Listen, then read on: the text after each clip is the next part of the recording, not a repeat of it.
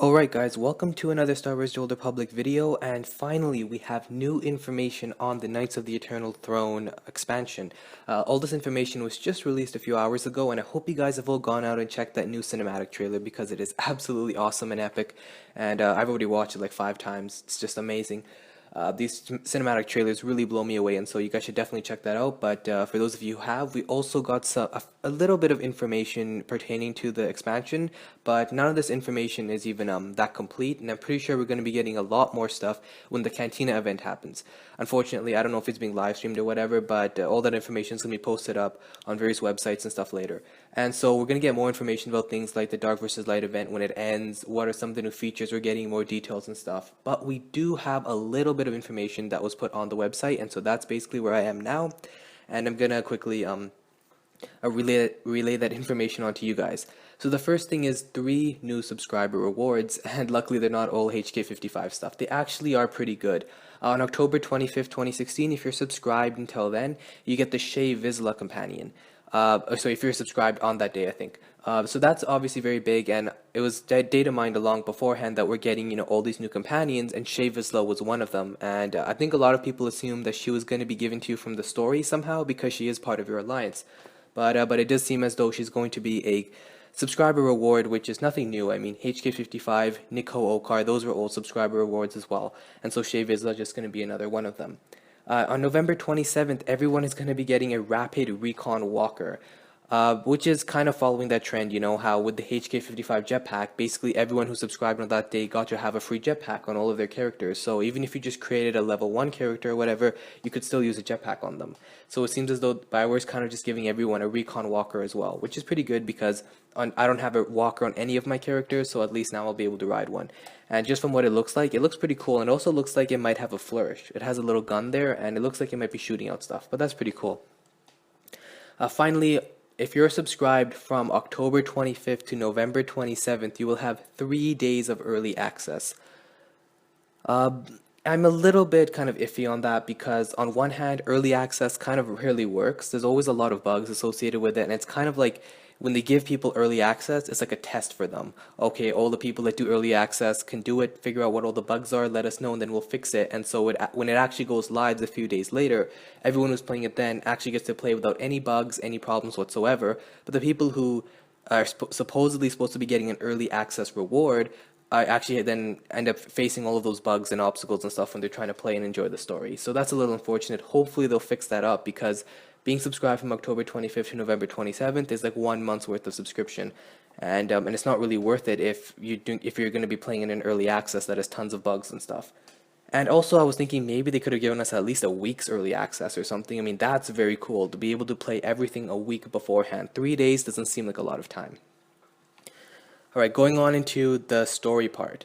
So they call it a bold new digital expansion. You're obviously going to be the Outlander. You're going to command a team of hand-picked allies as you face one of the most dangerous families in Star Wars. It is going to be a conflict between mother and daughter, and that's what we saw in the cinematic trailer as well. With the Knights of the Fallen Empire cinematic trailer, it was obviously that conflict with Arkin. He was the main enemy. It was Outlander versus Arkin.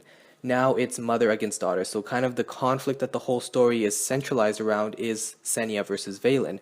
And to be quite honest, before, when Senya and Valen were fighting each other in Knights of the Fallen Empire, I didn't care much. I mean, I didn't even know what was going on between them. But after watching the cinematic trailer, I actually care a little bit more about their whole conflict with one another because it was very emotional. I absolutely loved the way they played that story. It made me feel a little bit like, oh wow, that's actually a pretty sad story. And so that's actually a conflict that I'm not too disgruntled about. I think it's going to be pretty cool to see how that plays out. Sister against brother. So Valen and Arkin are probably going to face off against one another because Arkin has obviously joined Senya's side after she saved his life.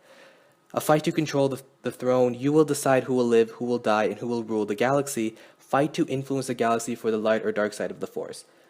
And quickly going into what it says here, step into your own Star Wars story from BioWare featuring 9 chapters, 5 new levels, and 2 new planets woven into an epic saga where you fight to rule the galaxy. Now, it's going to be 9 chapters, guys. Don't be expecting anything more. Hopefully the chapters will be longer than Knights of the Fallen Empire's chapters because a lot of people were a little bit disgruntled with that. The chapters were way too short and wasn't giving them enough content, and then Knights of the Fallen Empire expansion was like 16 chapters long. So since this is almost half that, it's only 9 chapters long, hopefully the chapters will be more lengthier and have more content and stuff. And hopefully that content isn't just kill this mob, then kill that mob, then disable that generator, or do something like that. Hopefully it's actually fun stuff. And then it says, make dynamic dark versus light side choices. So it says, decide the future of the galaxy and determine the fate of your allies and enemies. Your every action drives the galaxy closer to the lighter or the dark side of the Force. Now, the reason I've been saying all of this is because you guys can probably tell there are a lot of similarities to what they were saying about Knights of the Fallen Empire. Your choices matter. You get to decide who lives and who dies and all that stuff. And Knights of the Fallen Empire didn't really deliver on that front. Your choices didn't really matter. I mean, one of the biggest choices you were supposedly supposed to make in the game, which was whether you kneel or you defy Valkorion, didn't even affect really the story. Either way, the ending was the same about what Valkorion did. He died and everything like that. So it didn't really even affect anything. It would have been a lot cooler if you actually chose to kneel, then you would actually join Valkorion. He never actually was killed. Or if you chose to fight him, then Valkorion was killed and the whole story happened. And so the whole story kind of diverges into 2 different paths. And then it makes it more fun to play on numerous characters because you can make different choices. Unfortunately, none of that really happened with Knights of the Fallen Empire. But although you see some similarities, you also see some differences with Knights of the Eternal Throne. It says, decide the future of the galaxy. And they explicitly said, determine the fate of your allies and enemies. And I know you could do that in Knights of the Fallen Empire, but hopefully it's more impactful and you can make more choices in Knights of the Eternal Throne. And then it says, your every action drives the galaxy closer to the lighter or dark side of the Force. So maybe that's kind of indicating our choices will actually matter. And that is really wishful thinking. I mean, with how much BioWare was saying your choices will matter in Knights of the Fallen Empire, I mean, they really will matter, and then they didn't actually matter that much. I'm really just hoping that Knights of the Eternal Throne changes that, and that your choices will actually influence the galaxy. Like, one person playing the Knights of the Eternal Throne won't have the same story or the same galaxy as I will. Hopefully, with the choices that you make, you can actually influence the story in a meaningful way. So that's my hope, and from reading this, it kind of is hinting at that. The whole, you get to decide whether you want the galaxy to be closer to the light side or the dark side. But on the other hand, Knights of the Fallen Empire made similar promises and didn't deliver. I gotta take a breath there. I'm speaking a little bit too fast, but there's a lot of information to get through. It says, start your saga here. Be the Outlander, level 65 veteran of the Great Galactic War, and embark on a handcrafted, story-driven saga. So here we have that kind of wording once again. It's handcrafted. It's that you get to decide what your story is. And I get it. All that was promised in Knights of the Fallen Empire. But hopefully they actually deliver on that promise.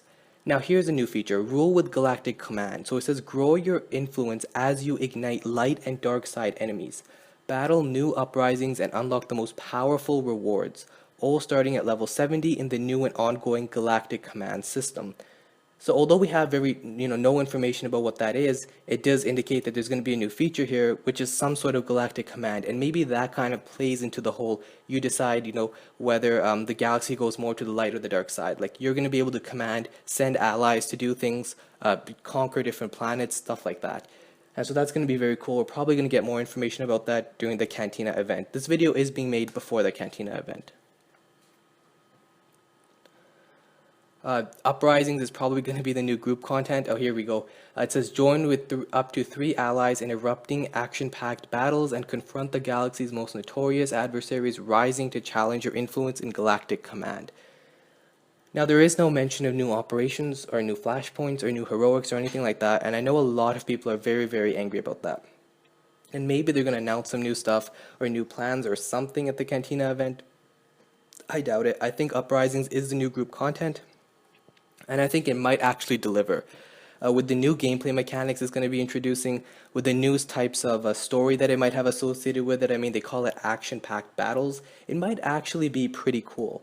And so for all those people who are PvEers, hardcore PvEers, they might actually find that fun, and I hope they do, because I don't want, the community leaving because there are no new ops, and I totally understand that source of frustration, and I really hope BioWare kind of understands that too.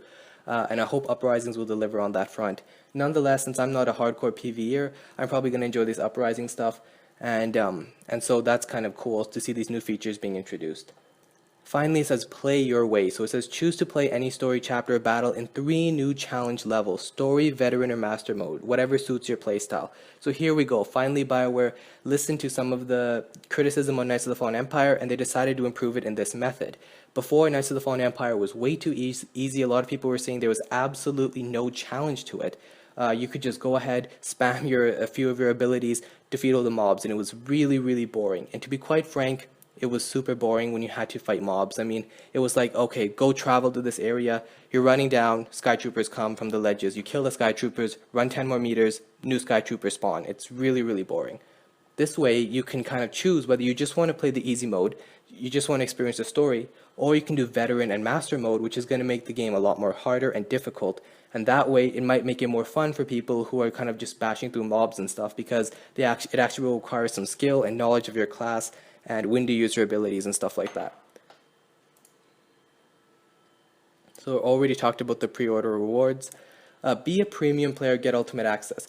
Premium player is just a fancy way of saying subscriber. So this is a free expansion for all subscribers. You get all the rewards, you get all the stuff as long as you stay subscribed, basically. Oh, and here we go. You get 1 free high-level character to start your adventure. So similar to when Knights of the Fallen Empire was released, you got 1 free level 60 character token that you could use. You're going to be able to have a similar thing where you get 1 free, probably level 65 character token to play Knights of the Eternal Throne expansion. And for those of you who are wondering, you can play the expansion Knights of the Eternal Throne without having played Knights of the Fallen Empire.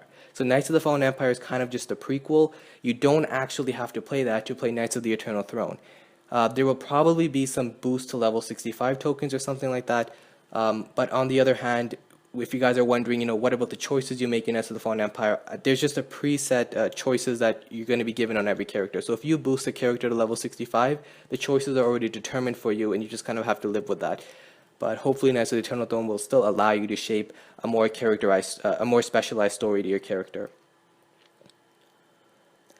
Unlimited access to the new Galactic Command system unlocked at level 70. You fight to grow your power and retain control of the galaxy in ongoing battles and uprisings.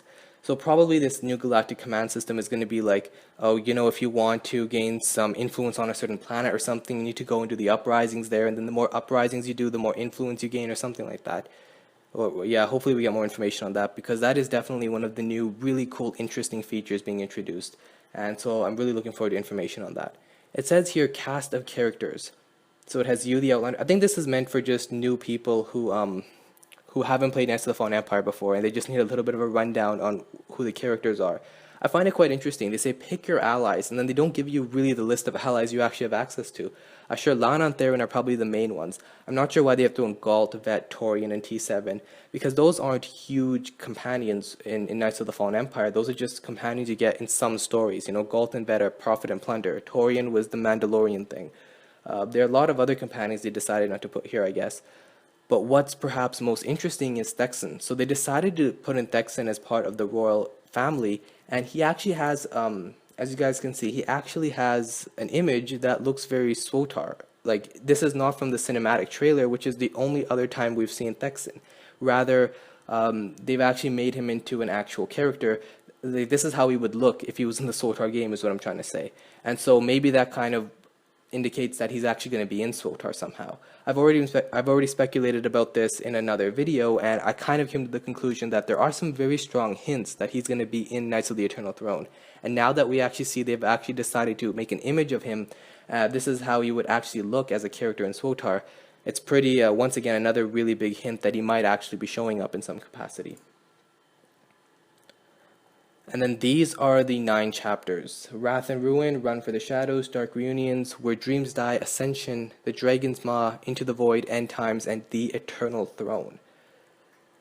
And this is once again why I think chapter 9 is going to be the last chapter, because it says here, clash with the Eternal Empire's strongest forces in the final battle for control of the Eternal Throne. And so since this is kind of just this final ultimate showdown for the Eternal Throne, I think that is going to be the final chapter of this expansion. Otherwise, there isn't much information on what these chapters are. It just kind of gives you a hint of what it's going to look like. And finally, that's it. So that's all the information we have as of this moment of Knights of the Eternal Throne. Obviously, this is very, very early, and probably a lot more information about these features and stuff are going to be explained in more detail in the Cantina event. And once again, I'm not sure if it's being live streamed. I was looking for a live stream, any sort of information on it, but there isn't any, and just I guess I'll have to wait to see the information probably go up on dolphy.net or be tweeted out or maybe even put on the main website. Alright guys, so hope you guys enjoyed this informative video, and I will see you in the next one.